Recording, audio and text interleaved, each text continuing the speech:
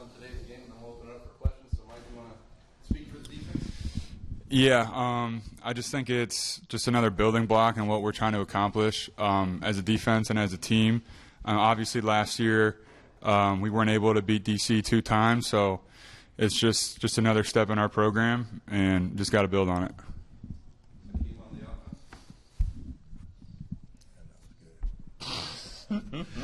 I think offensively we definitely took a step just in trying to reach our full potential. I think even that game we left a lot out on the table, especially in the first half. I was not happy at all, but we made corrections, came out in the second half. They gave us the looks we wanted, and we just executed to a T. And just to see everybody get a chance to play between Manny, Stevie coming back first week, it's good to have him back. Even my boy Cap, just to have all my guys back in and everybody making plays was a beautiful thing. Mike, you're surrounded by a lot of new pieces on this defense. Obviously, you played here last year. Last week, you guys held Memphis to 127 yards. You were phenomenal. Now today, DC goes 2 of 13 on third down. You guys forced 4 takeaways. Mm-hmm. What is so different about this defense this year than last year, where you guys struggled a little bit? Yeah, I think the main thing that I think, like as a linebacker core, we feel we were the part that stayed the same, and having us command the defense, being year 2 in a system, I think in any defense is a huge advantage of getting people aligned and make sure we're doing the right thing. So I think that's where it starts, and then I think it bleeds out from there. But a lot of our new pieces, they've been doing it for a while too, and they're just coming in and doing what they did in the previous places they were. Hakeem, you typically have a good day at home in DC, but how does it feel to be closer to home? You're a Maryland native. How does it feel to have a good day amongst the kind of hometown crowd? I guess, I did have a good game last year in DC. It feels good, My family, they don't get to see me play much, with a lot of them being up here in Baltimore, me going to school in Iowa. So really more so, I have a lot of family, but more so for like my nephews and my sister. I know it means a lot for her, and for me, for my nephews, just for them to get to see me do what I love and chase this dream still, it's a beautiful thing. So I never make it a mission, it somehow happens, between Bruce and AJ and just the flow of the game, but I'm super thankful for that.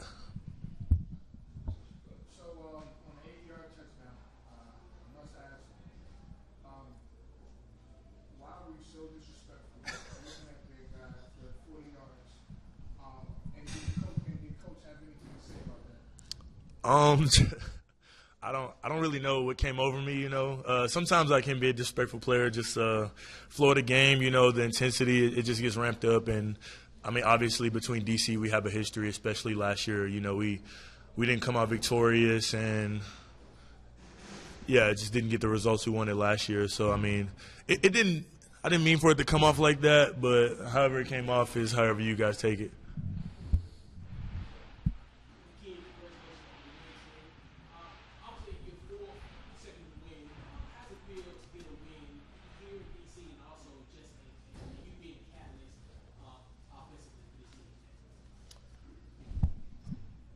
I think more importantly, me being the catalyst is cool. I always believe ball in my hands, I would do great things and we'll be victorious. But I also believe that with all of my teammates, truthfully. Like, we have a very deep wide receiver core of dudes that don't even play, that don't even get the opportunity to play, that could probably go to another team and start in this league or in the NFL, truthfully.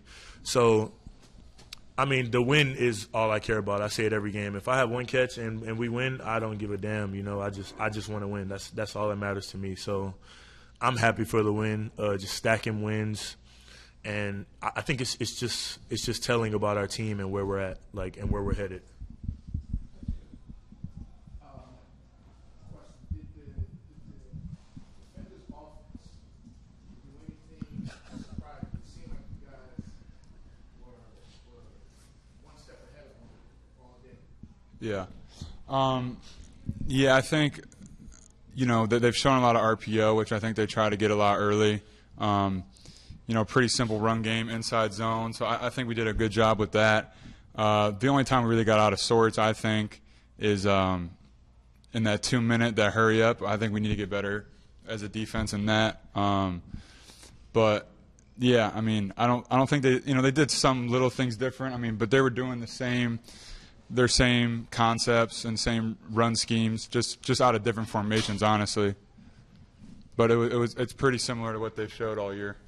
Last question for Hakeem. If there's anything you want to say or highlight from today's tape to any scouts watching, because I know they will be watching from today's tape.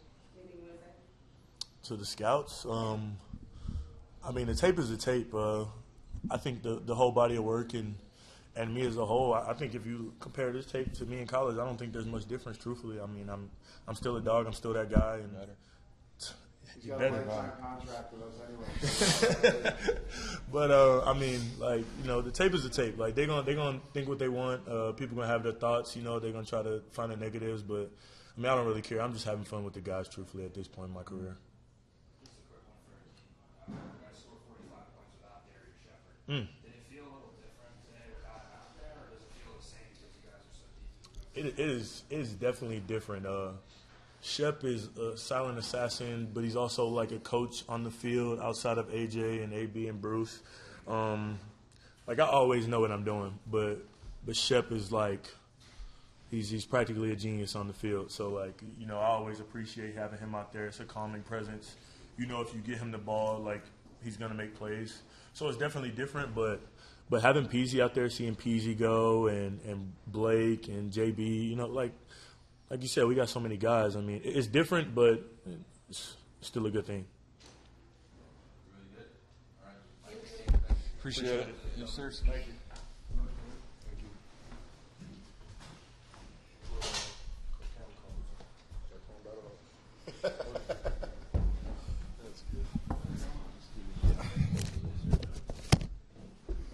All right.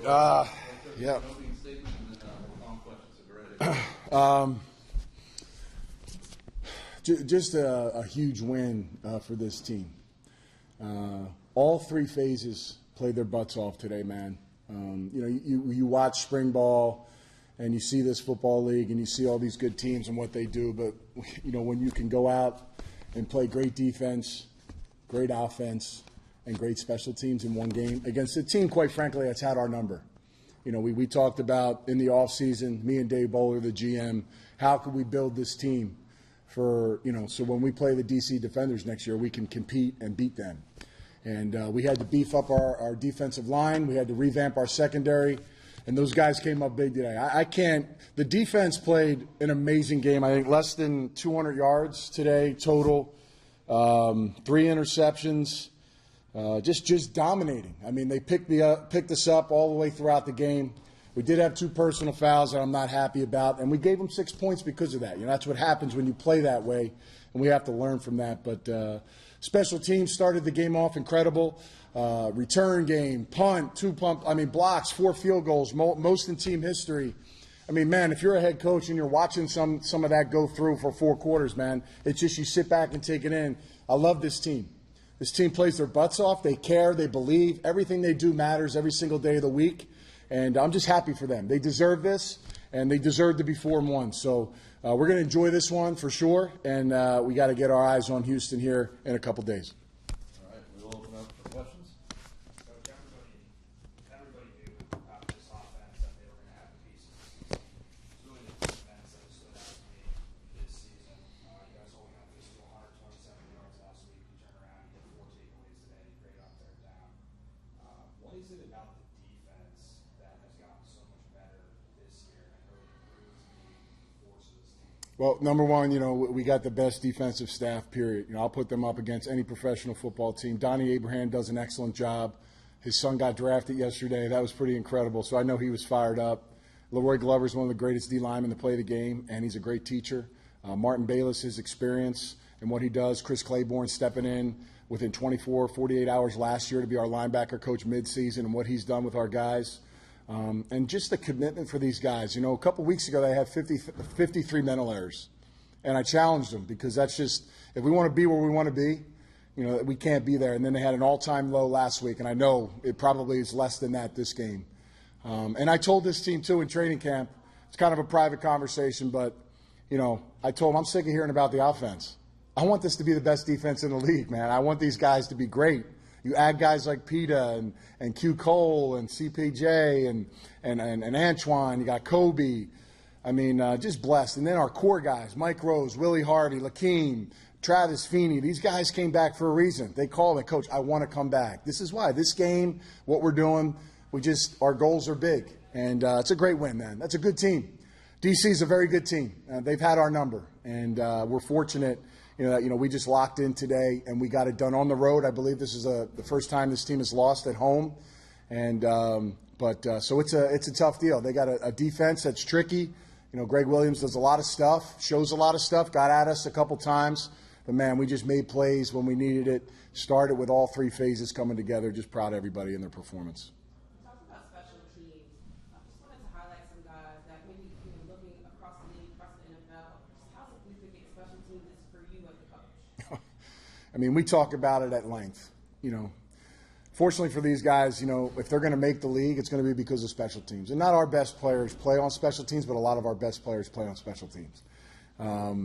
Mike Rose is asking me, Coach, can I get back on punt? He was out a couple weeks, and we wanted to protect him, and he wants to get back on special teams. They understand the importance. And then when you have success, I give credit to Kyle Kasky. Torrey Woodbury was our coach last year, and he did a remarkable job.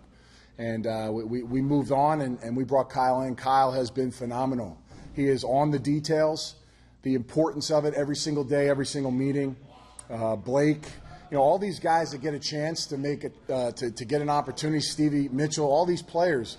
Cap, Jerome Cap is a guy. He hasn't played really much receiver at all, but he dresses every week because of special teams, where he's valuable enough to bring. So, and this is how you reap the rewards of how they play. And, yeah, it opens eyes. Trust me, I get a lot of text messages from coaches, special teams coaches. I want them to turn our tape on. And I told our team this. Nobody cares about your stats. Nobody cares about how many catches or how many field goals you kicked or how many interceptions. If you're not winning, they're not going to watch us. So if we keep winning as a team, we'll get eyeballs on the Battlehawks. And that's what we want. And we get to go home now to the best fan base in the league. And, man, I hope they're juiced up. I hope we gotta get our numbers up more. I put the pressure on every home game, but we love our fans, and they do a great job. But, yeah, special teams it's a premium. Without it, we don't win. We're not 4-1, and today was a big reason why. Congratulations on the win, Coach. Thank you. Start off 17-0 lead. DC comes back, make it 17-12 at halftime. 28 unanswered points in the second half. What was your message to your players at halftime to get them going? Well, I told the defense that they owe me because of the two personal fouls they got on third down when they should have got off the field. That got them 6. And then I put the other 6 points on me.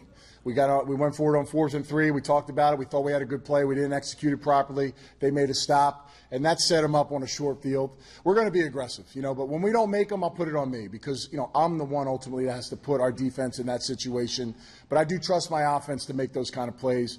We called timeout to bring them back, and we just felt good about something that didn't work. It did give them a little momentum in the half, but we just didn't phase. And I talked to our offense, let's finish. We get to the red zone. Let's go. We're driving the ball down the field every single series, and we're stubbing our toe in the red zone. And we're able to make some big plays, some man checks. Hakeem, that was the longest play in UFL history, right? 80-yard touchdown pass. AJ, toughing it out, man. He took some big hits today, man. Guy's a warrior. But this is why he came back for this game. He came back for the goals that we're trying to reach this season. So just incredibly proud about the effort across the board and how these guys responded in the second half. They didn't flinch, right? It was close. They could have easily been like, oh, here we go. It's just like last time, DC. But no, they didn't. And that's a good sign of a winning team that gets it on all three phases. Coach, talk about I believe there was 2 of them, 4th and 2 and another 4th and 1 stop that you guys got. Can you talk about that a little bit? Yeah, defensive line, Kobe Smith, Antoine Jackson, TJ, Carson Wells. They just bowed up. This team wants to run. That's their identity.